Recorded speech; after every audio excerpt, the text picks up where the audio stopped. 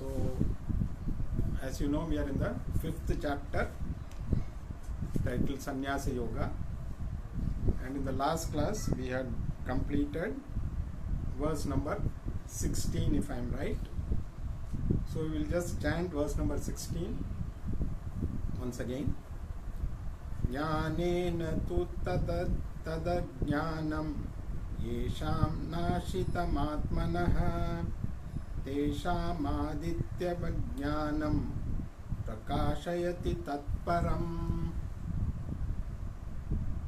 So here we had discussed what Krishna had said, that only knowledge can remove ignorance.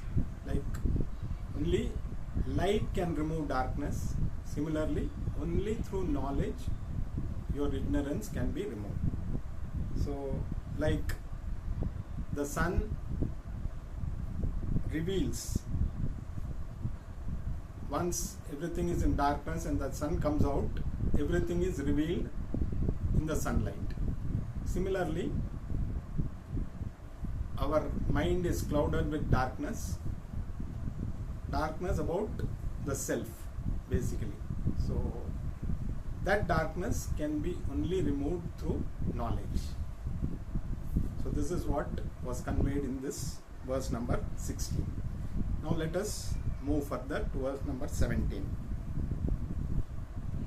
Tad buddhyastadaatmanah tannishthastat parayanah gacchantya punaravrittim jnana nidhir nirdhuta kalmashah.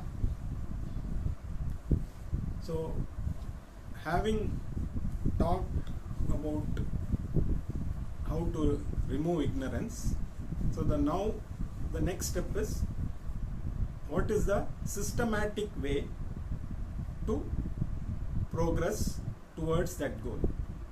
So this is what Krishna is going to discuss in this particular verse. So basically he is talking about 4 sadhanas or 4 stages to attain that final goal. So the first is, we are always connected with our ego, and we are always looking for external factors to be happy. So we do, all that we do are towards gaining that happiness. So we look at external factors, but over a period of time we discover that external factors are not going to give us happiness, because the more we have no control over the external factors. The more we try and change the external factors, the more unhappy we become, because we find that we are unable to change the external factors. So the first stage is called Tat Parayanaha. So 4 stages. The first stage is Tat Parayanaha, where you discover that you are very limited and you need to understand your higher self. So this is the first stage where you start understanding that external factors are not going to give you what you need, that ultimate happiness. So you feel there is a need to find something which is going to give you that. So from dependent self to the, which is the lower self, to the independent higher self. So the first stage is to accept that there is a higher self. What is that higher self? We need to understand. But first is, because we try all methods to gain happiness through external factors. But the more we try, we find that we are becoming more and more helpless, because whatever we try, those things don't seem to work. And the more we try and control everything around us, be it our family or our friends or anything else that we think will give us happiness, we try and control that. We find that we are unable to control those factors. So once we realize that, the next step is to understand there is a higher self. So the first stage is understanding there is a higher self, and from the lower dependent lower self we should move to the independent higher self. So this is the first stage of sadhana, first stage of progress from ajnani to a jnani, you can say. So first, that's where most of us have a problem, because we are so engrossed in materialistic things that we become dependent completely on them for happiness, and we don't realize there is something beyond that. So if we look around, most of us, we don't realize there is a higher self which is an independent thing. So we always are looking at our lower self to be happy, and we fail miserably. So this is a very important stage, because first we need to accept that there is a higher self, and then the need to understand that higher self. So this is the first stage. The next stage is called Tat Buddhi. Tat means that, or the total Atma. Buddhi means knowledge. So the second stage is called Tat Buddhi, to gain the knowledge of that self. So once we realize that the lower I is not going to give us that ultimate happiness that we are searching for, we accept that there is a higher self. Then comes, how do you know the higher self? What is the method? So that is, we have to study, and this knowledge is available in our Shastras. So to discover the higher nature, to discover what is Atma, we need to move on from the lower self to the higher self. For that, we need knowledge. So once we gain the knowledge, we will start identifying with the higher self. So this knowledge is available in the Shastras. So having got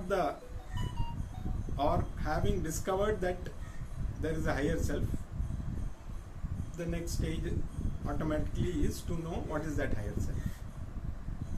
So the Atma is the higher self. The Atma is not in any way dependent on anything. The lower self is dependent on everything. The Atma is independent of everything. I am miserable, I am so and so, or I am Indian, I am African, and I am happy, I am sad, I am miserable. So all these are attached to the lower self. But when we discover there is a higher self, the Atma, which doesn't have any of these attributes. Atma is neither miserable, nor happy, nor sad, nor has it got any nationality.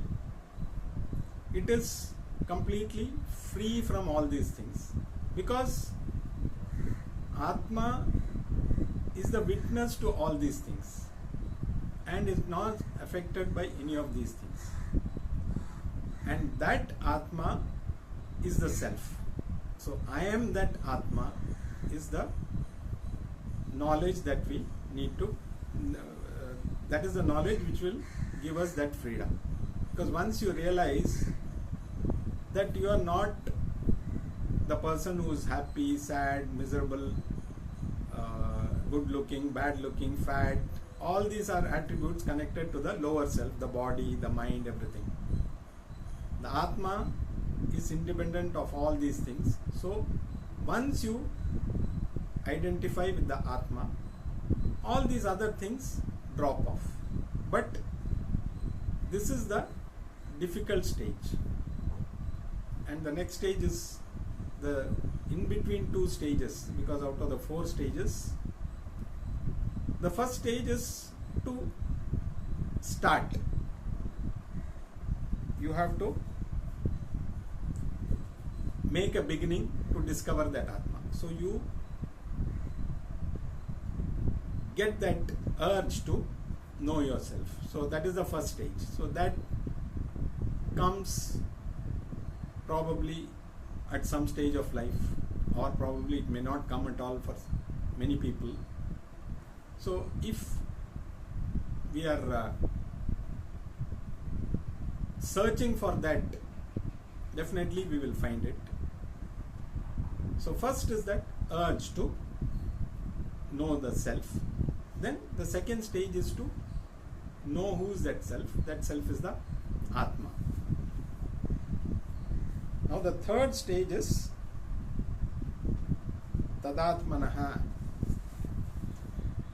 So I am that Atma.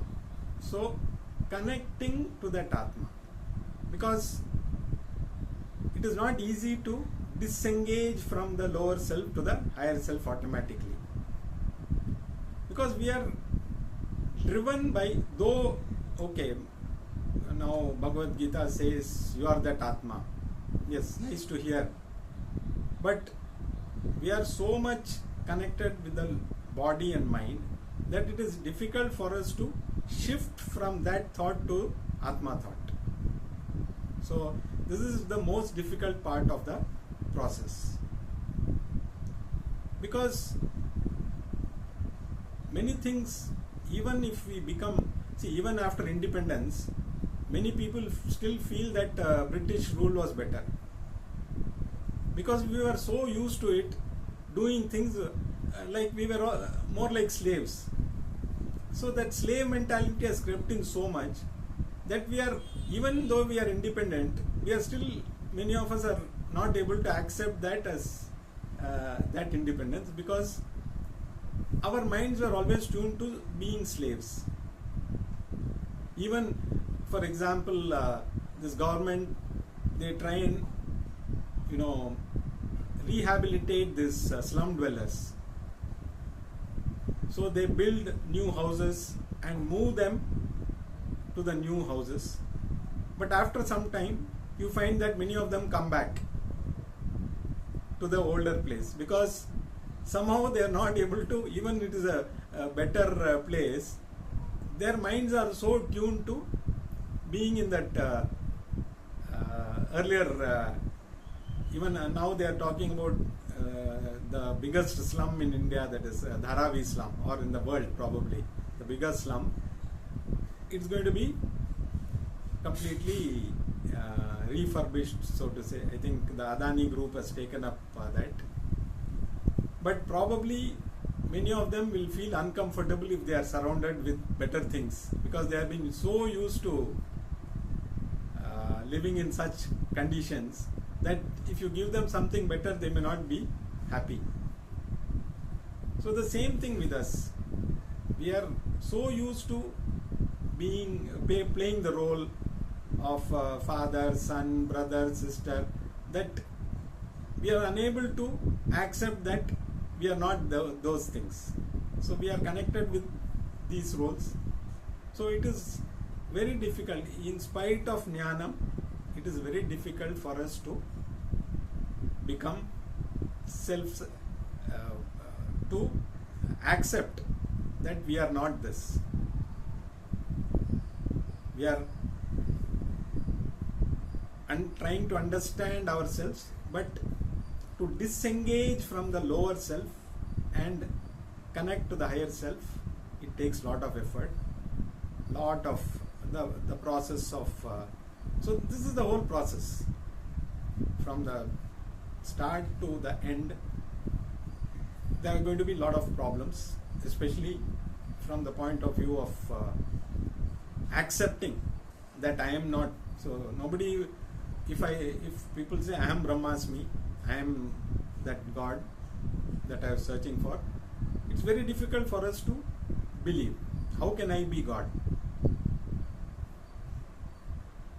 But over a period of time, the more the mind becomes pure, the understanding becomes better. Slowly we start realizing. But that process is very difficult. So this shift from identifying with the lower self and claiming our identity as the higher self, it's a difficult process. It is going to take time, but as long as we are clear about the goal, whatever difficulties come, we need to bear those difficulties and go ahead. So this is the third stage. And the fourth stage is called Tannishtha. Tannishtha means, Nishtha means you are firmly entrenched in that knowledge. So once you are firmly entrenched in that knowledge, you completely disengage from the lower self. You need not give up your relations or anything. It is not that, okay, from tomorrow you are not my wife, you are not my brother, you are not my husband. It is not that once you gain jnanam, you say, okay. You take those as roles to be played, but you do whatever is to be done, but you are not affected by that, because you know you are that higher self which is not affected by anything. So once you are firmly entrenched in that knowledge, then you become a jnani. So this is what is the process of becoming a jnani. So this process is the only way one can become a jnani. So there are no shortcuts. So we have to go through the process. So first is to realize that there is a higher self. Then finding out what is that higher self through knowledge. Then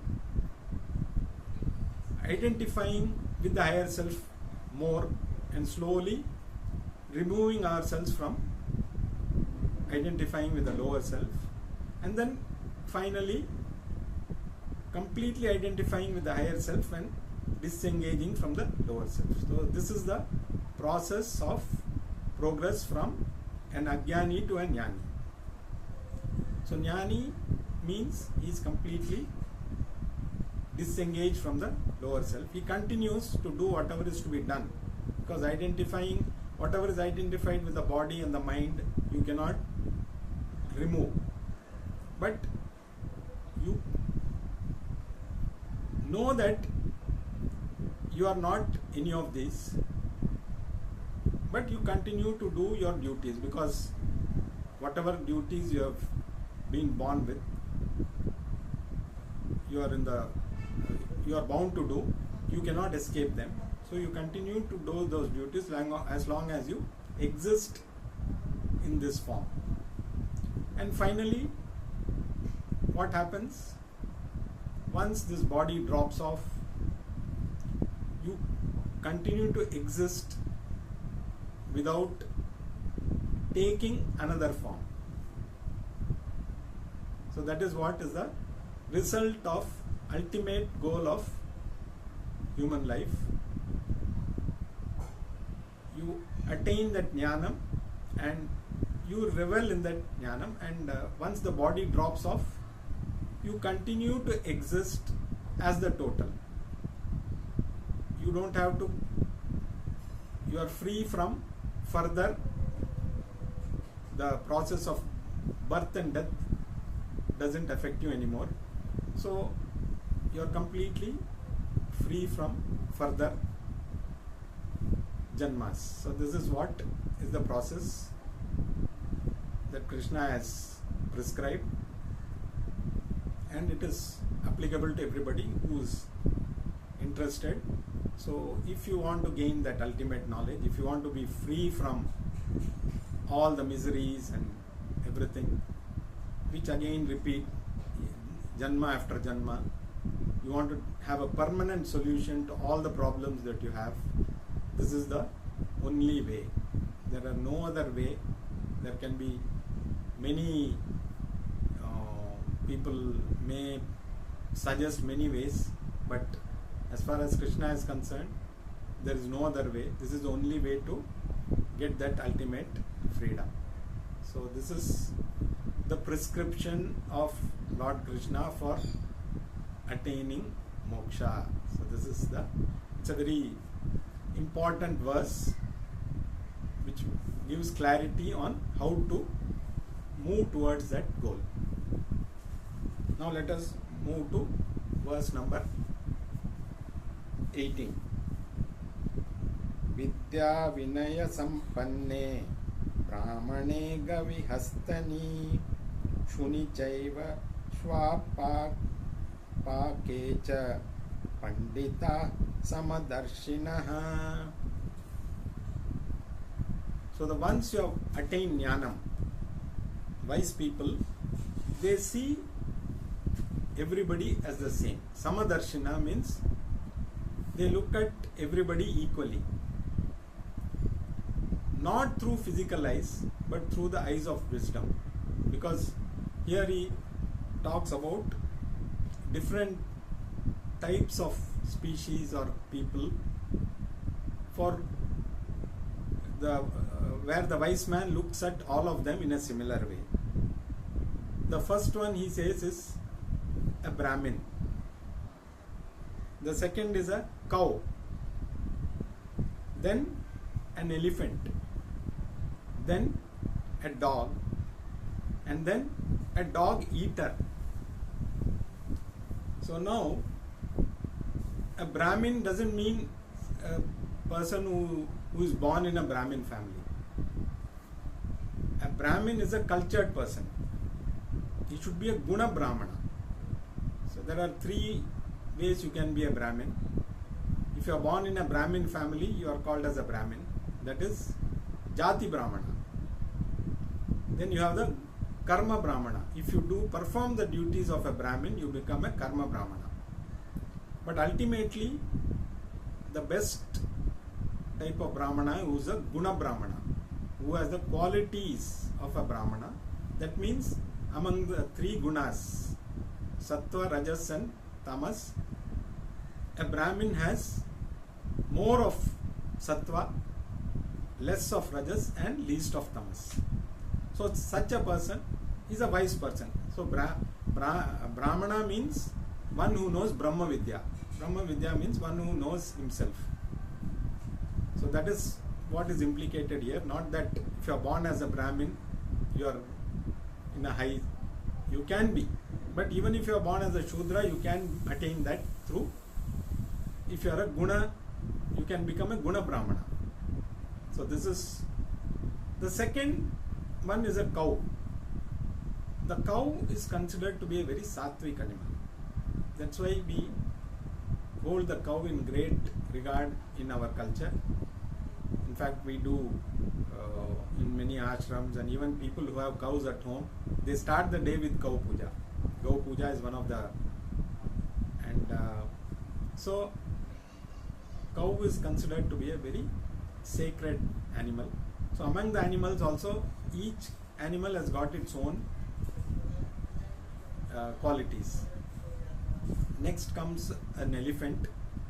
Again, the elephant is given a lot of importance in temples you find elephants.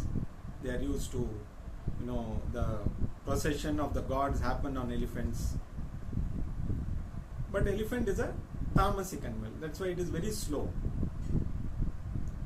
But it also is got lot of good qualities. Then comes a dog. Now the dog is not considered to be a sattvic animal, let us say. Of course, dog lovers may object to this, but if you go purely by the Shastras, each animal has got it. So people take birth in different forms. So you get a birth which is depending on your past karmas. So even the dogs are born because of karma. And among the dogs also you have some dogs who are very, more sattvic than the other dogs probably. But generally dogs are not considered good when it comes to our daily practices. We don't involve dogs. They are good to protect us. We can keep them in our house, tie them or keep them in the compound of the house. They protect you. But they are not supposed to be in your house, inside the house. You don't do any dog puja to say. You only do cow puja. So each one has its own energy. So basically each animal exudes an energy, and some energy is good for us, some energy may not be good for us. So dog is a lower animal among the animals. And finally, from a Brahmin with the highest you come to a person who's the lowest person, can be one who eats dog meat. So they are considered as paraya. So they are the lowest form of human beings, you can say. Because dog itself is considered to be among the lowest in the animal and a person who eats a dog, so you can imagine what kind of it is not that he is anything which is not sattvic, so to say, is not good for our mind. So we have to decide whether we want to increase our sattva guna or increase the other gunas. So if we are very conscious, so our food also should be accordingly taken. So you have more of sattva, food which gives more sattva guna, then your mind gets more sattva guna, means you tend to move towards being a guna brahmana. So the more, so all these things are your deeds, your food, everything, the more we include sattva, because the whole process again is to increase our sattva guna. Because only when you increase your sattva guna, this knowledge will be useful to you. So coming back, so the one who eats dog, definitely his sattva guna will be very low. He will be more of a tamas oriented person. But as a jnani, he sees everyone with the same mindset, so to say, not the physical eye. Because one can say, okay, how can an elephant and a dog and a cow look seem to be same, because they are all of different sizes. Elephant is so huge, cow is smaller, dog is even smaller than a cow. So how can you say they are all same? But if you look at from the wisdom point of view, once you have gained that wisdom, you see the same Atma in everything. So that is what is the equal drishti, samadrishti. You see everything in the same way. So you don't see any difference between a brahmana, cow, an elephant, a dog and a dog eater. For a wise person, they all seem or he sees them in the same manner. Because once you know yourself, you know that all these other beings are also the same. There is no dog Atma, elephant Atma, cow Atma. They are all one and the same. The same Atma pervades through all these beings. And I am also the same Atma. The same Atma pervades all the other beings. So they are also one and the same. So this is the ultimate knowledge. So once you gain that knowledge, you don't see the difference between anything around you. So that is the characteristic of a jnani.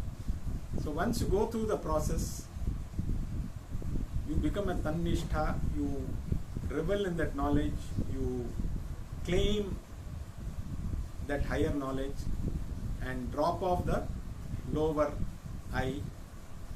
You don't have any ego left because the I doesn't exist. I am so and so, I am this, I am that. Even if you take sannyasa, so among the sannyasis also you have my ashram, I am a sannyasi. That itself is a I am studying Bhagavad Gita. That itself is ego. See, we compare ourselves with others. We say, oh, you don't know anything. I am studying Bhagavad Gita. That itself is ego. So in everything, ego is involved. So finally, once the knowledge is firmly established in you, that ego drops off completely, and you realize that nobody is bigger or smaller, everything is one and the same. So this is the ultimate vision of a jnani. More of it we will continue in the next class.